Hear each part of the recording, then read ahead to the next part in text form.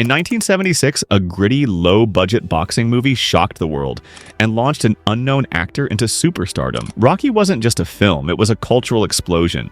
A story of grit, glory, and redemption. But buried deep in the original footage lies something darker. A scene so raw, so emotionally brutal. The test audiences sat frozen, unable to speak. Sylvester Stallone himself demanded the footage be destroyed, calling it too personal, too painful. It was filmed in one long, unscripted take and then locked away. But after decades of whispers, production notes, and rare behind-the-scenes leaks, the truth is starting to surface. This is the story of the lost scene from Rocky, the one no one was ever supposed to see. Why was it filmed? Why was it cut? And what does it reveal about the real man behind the gloves? This deleted moment may change the way you see Rocky forever. In 1975, Sylvester Stallone was completely broke. He had just over $100 to his name, no car, and was so desperate that he once sold his dog for $40 outside a liquor store. He had been scraping by with bit parts in movies and writing scripts that no one wanted. He was a man on the edge, hungry, literally and creatively. Then one night he watched the Muhammad Ali versus Chuck Wepner fight. Wepner, a no-name underdog, took the heavyweight champ all the way to the 15th round. It wasn't just a fight, it was a miracle. That fight lit a spark in Stallone. He went home, locked himself in a room, and poured everything he had into a story. In just 3 days, the first draft of Rocky was born. Hollywood studios saw the script's potential and came running. Offers shot up to $350,000, but there was one condition. Stallone couldn't star in it. He was unknown, unproven, and in their eyes, unmarketable. But Stallone wouldn't budge. He needed to play Rocky Balboa. "I knew if I gave it away, I'd never forgive myself," he later said. It was more than a role. It was his life. On paper, he turned down every offer, choosing poverty over compromise. Finally, United Artists caved reluctantly. They greenlit the project with a shoestring budget of just $1 million and Stallone as the lead. But it came with consequences. The production was brutally cheap. The crew reused extras in crowd scenes. They filmed without permits on the streets of Philadelphia,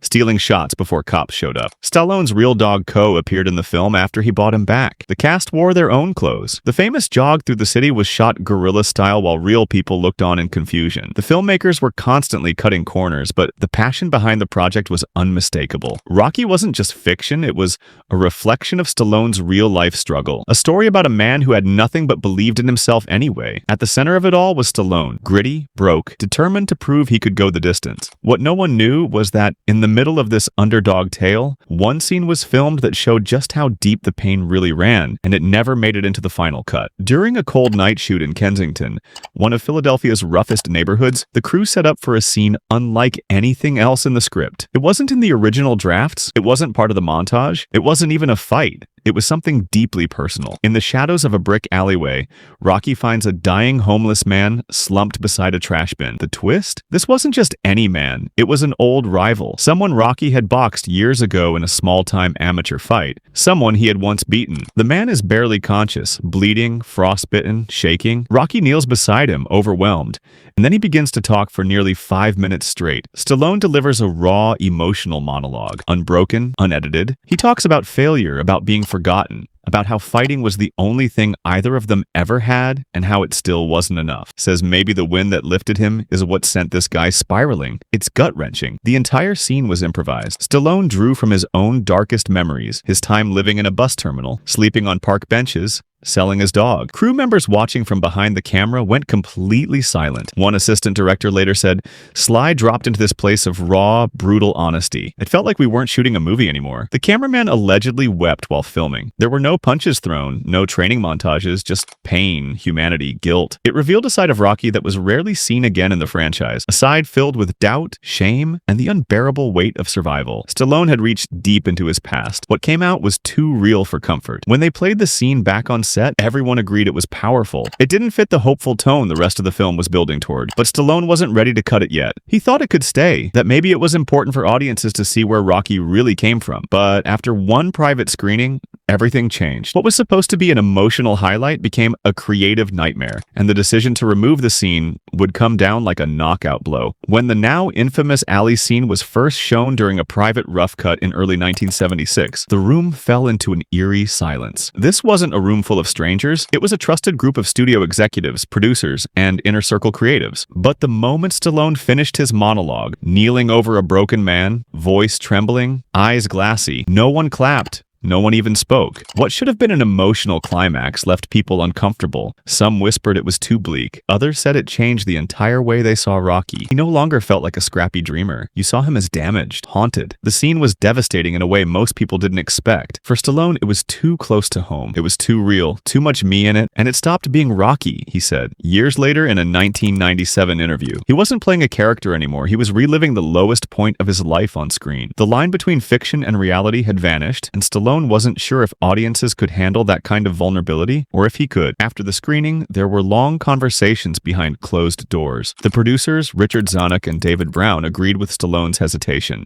They believed the scene risked shifting the tone of the entire film. Rocky wasn't supposed to be about despair. It was about fighting against it. United artists, already nervous about Stallone leading the film, gave their verdict. It had to go. Stallone personally made the call. The footage was pulled, labeled, and stored with the other outtakes. It was never included in any official release. Not in the theatrical cut, not in the director's cut, not in anniversary editions, not even in the behind-the-scenes featurettes. It disappeared for decades. Fans didn't even know it existed, and yet the ghost of that scene lingered. Crew members remembered it. Stallone would mention it vaguely in interviews. A few blurred screenshots surfaced online years later, feeding rumors and speculation. But the original footage? Still missing, or maybe intentionally hidden. The making of Rocky was just as gritty and grueling as the film itself. What looked like a smooth underdog tale on screen was, behind the scenes, a non-stop brawl with budget cuts, physical injuries, and emotional exhaustion. Sylvester Stallone, already battered by life, was soon battered by the film. The fight scenes with Carl Weathers, who played Apollo Creed, included some real punches. Stallone ended up with bruised ribs, swollen knuckles, and days of limping on set. At one point, he was nearly knocked out cold when a punch landed harder than expected, but he kept going. There was no money for stunt doubles. If he quit, the movie was done. Then there was Burgess Meredith, a legendary actor cast as Mickey. Though his performance was unforgettable, he had frequent clashes with the crew. He found the early script too sentimental, too soft. At times, he called the dialogue soap opera nonsense. But the tension between Meredith and the crew actually added fuel to his fiery delivery, giving Mickey a real edge that audiences felt. That frustration was real. Talia Shire, cast as Adrian, was also struggling. She had the flu for several days of filming, and instead of halting production, they kept shooting her scenes with Stallone where she's shy, uncertain, visibly fatigued. Those weren't acting. She was pushing through illness, and it added a surprising vulnerability that made Adrian all the more real. And then there were the animals. The turtles, Cuff and Link, were Stallone's real pets. The bull mastiff in the movie Butkus was also his. He had been forced to sell the dog when he was homeless. After selling the Rocky script, the first thing Stallone did was buy Butkus back for $15,000. That reunion made it into the film. Every scene with the dog is real affection, not performed, but lived. Even filming in Philadelphia was a challenge. The crew shot guerrilla style, meaning no permits, no extras, just a camera and hope. Real locals watched from sidewalks, some shouting at the actors or walking through shots. Some days they'd only get a few minutes of usable footage, but that raw, unpolished chaos became part of the movie's soul. The city itself became a character, gritty, unpredictable, alive. These struggles shaped Rocky into something more than a movie. It became a war zone of hope and heartbreak captured on film. It's one of the most iconic endings in cinema history. Rocky Balboa, bloodied and exhausted, component placement, standing tall in the center of the ring, screaming for Adrian as the crowd roars around him. He didn't win, but somehow it felt like he did. What most people don't know is that Rocky could have ended very differently. In fact, several alternate endings were filmed, each offering a different emotional note, each one debated behind the scenes. One version had Rocky winning the fight against Apollo Creed, a clean, Hollywood-style victory, the ultimate underdog beating the champ. But Stallone hated it. He said it felt fake, too perfect. Another version showed Rocky knocking Apollo down in the final seconds of the last round. They both hit the canvas and the bell rings before either man can rise. It's a dramatic finish, but again, Stallone felt it sent the wrong message. Then there was a darker ending where Adrian never makes it to the ring. Rocky looks around in the crowd, confused and alone. That version was meant to highlight Rocky's isolation, but it tested poorly with early viewers. In the end, Stallone insisted on keeping the version where Rocky loses by split decision, but earns something far more important: respect. The crowd chanting his name, the love of Adrian, the knowledge that he proved he could go the distance. That was the victory. That was what mattered. It's not about winning, it's about standing up after being hit and still moving forward, Stallone later said. That became the soul of the Rocky franchise and ultimately the soul of Stallone himself. Choosing that ending was risky. Studios worried audiences wouldn't accept a hero who didn't win, but Stallone pushed back. He didn't want a fairy tale, he wanted truth. Truth meant sometimes you give everything and still fall short, but if you get back up, that's the real triumph. It's what made Rocky timeless, and it's why the final bell still echoes in movie history nearly 50 years later. As Rocky grew into a cultural phenomenon, spawning sequels, parodies, and endless quotes, one scene was quietly a erased from its history. But for those who knew it existed, the cast, the crew, the few lucky enough to see early rough cuts, it became a ghost, a myth. The alley scene where Rocky confronts his past through a dying man left a permanent scar on those who witnessed it, and its absence has only made it more intriguing over the years. For decades, fans speculated about the scene's fate. In 2006, whispers of a leaked VHS rough cut began to circulate in collector forums. A grainy screenshot surfaced on a now-defunct message board. Rocky kneeling beside a man in the shadows, blood trailing along the alley floor. The lighting matched scenes from the film, Rocky's jacket, the pose, it all looked real. The tape itself never surfaced. Some said it was lost in a studio vault. Others claimed Stallone personally ordered it destroyed. When asked about the scene in a 2015 interview, Stallone responded with a cryptic quote, "Some things are better left in the alley. That's where that scene belongs." He didn't deny it, he didn't confirm it, just left it hanging, like a punch pulled at the last second. To fans and film historians, the deleted scene represents something more than just cut footage. It's a missing piece of Rocky's soul. In the final version of the film, we see a fighter with heart, grit, and hope. But in that lost moment, we saw the cracks, the trauma, the guilt, the survivor's shame. It added weight to every punch, every bruise, every long stare into the mirror. Some believe the scene would have changed Rocky forever, that it would have made him more tragic, more real. Others argue that cutting it was a stroke of genius, keeping the focus on resilience, not despair. Either way, the alley monologue remains one of cinema's great mysteries, a moment of raw, unfiltered truth sealed away in silence. If the alley scene had stayed in the final cut of Rocky, the entire film, and maybe the entire franchise, might have looked very different. It's not just about a few minutes of dialogue, it's about the emotional tone that scene carried. With that raw monologue intact, Rocky Balboa wouldn't have come across as just a down-on-his-luck boxer with a shot at greatness. He would have felt like a man haunted by the past, someone running from guilt rather than chasing glory, a man shaped not just by poverty, but by regret, shame, and loss. This would have reframed everything, from the way he spoke to Adrian to how he approached the fight with Apollo. That final round wouldn't be about heart and perseverance, it would feel like penance. The fight wouldn't be about earning respect, it would be about seeking redemption. Some fans and critics believe that deeper, darker take might have elevated Rocky from inspirational sports drama to high-level psychological tragedy. They believe Stallone could have taken home the Oscar, not just a nomination, for Best Actor. The Academy often rewards actors who lay their souls bare on camera, and that's exactly what Stallone did in that deleted scene. But others argue that it would have sunk the movie entirely, that Rocky would have been too bleak for audiences in 1976, especially at a time when America needed hope. The film's power comes from its balance, showing pain and poverty, yes, but also love, resilience, and triumph. The deleted scene tipped that balance. It made Rocky heavier, sadder, and far more introspective. For a mainstream audience, that might have been too much. Stallone's final decision to cut the scene wasn't just about editing, it was about tone. He knew Rocky wasn't just his story anymore. It was for every underdog watching, every person who'd ever been counted out. By trimming the pain, he made room for hope, and in doing so, he made history. The alley monologue, the deleted Rocky scene no one was ever supposed to see, has taken on a life of its own. Even though the footage has never been officially released and may never be, its legend continues to grow. It's become one of those cinematic ghosts, a moment whispered about in interviews, referenced in biographies, and speculated upon in fan forums for decades. It exists in memory, in myth, and in the shadows of a film that defined a generation. But while the actual footage may be locked away or possibly lost forever, its spirit lives on. You can feel it in Rocky Balboa 2006, when an aging Rocky talks to his son about life hitting hard. You can hear echoes of it in Creed 2015, when he reveals to Adonis Creed that he has no family left and doesn't care if he lives or dies. Those moments weren't just written for drama. They came from a real place. They came from that alley, that monologue. Stallone never needed the deleted scene to prove himself. The character of Rocky became iconic without it. But behind the fame, behind the sequels, and even behind the Oscar nominations, there was always something deeper, a sadness, a wound. It was first captured in its purest form during that cold night in Kensington. In a 2020 interview, Stallone reflected on his early days and said something haunting. "Every punch Rocky takes, that's me in that alley. That's who I was." That line says everything. Stallone didn't just write Rocky. He was Rocky. And that alley scene wasn't acting, it was confession. So maybe we don't need to see the scene. Maybe it was never meant for us. Maybe it was a moment Stallone needed to live and then let go. Knowing it exists, or once did, adds a whole new layer to the story of Rocky. Behind every legend, there's a shadow. And sometimes that shadow tells the most honest story of all. So much of what made Rocky powerful wasn't just what we saw. It was what we felt. The quiet looks, the long silences, the weight in Rocky's eyes as he walked through the streets of Philadelphia, unsure if he mattered, and yet through it all, he kept moving forward. That's why the story resonated with so many people. Not because Rocky was perfect, but because he wasn't. Because we saw ourselves in him. Flawed, afraid, but unwilling to quit. The deleted alley scene may never make it to Blu-ray or streaming. It might remain buried in the vaults of film history forever, and maybe that's where it belongs. Not every story needs to be told out loud. Some truths are too raw, too personal, too close to the bone. But just knowing it exists, knowing that for one brief moment Stallone opened up and gave us a glimpse of the real pain behind the gloves, that adds another layer to Rocky most fans never even imagined. In the end, Rocky became more than a film. It became a symbol of fighting when the odds are stacked against you, of getting back up no matter how many times you've been knocked down. That message doesn't need a tragic alley monologue to hit home, because in every stumble Rocky took, in every breath he fought for in the ring, that scene was still there, hidden but alive, haunting every word, every punch, every moment of silence. Maybe the most important scenes are the ones we never see, the ones that live in the spaces between the lines, in the pain behind the performance, in the past the character never speaks of. That's where the deleted Rocky scene lives now, in the silence between rounds, in the shadow of the spotlight, and maybe that's exactly where it was always meant to stay.